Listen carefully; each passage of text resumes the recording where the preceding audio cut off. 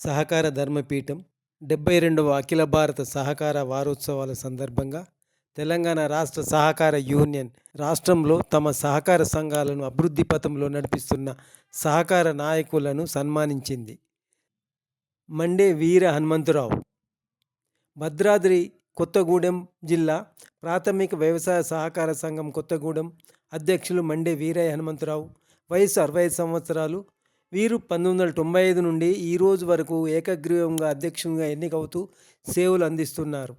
2013 నుండి 2020 వరకు వీరు ఖమ్మం జిల్లా బ్యాంకు డైరెక్టర్గా సేవలు అందించారు.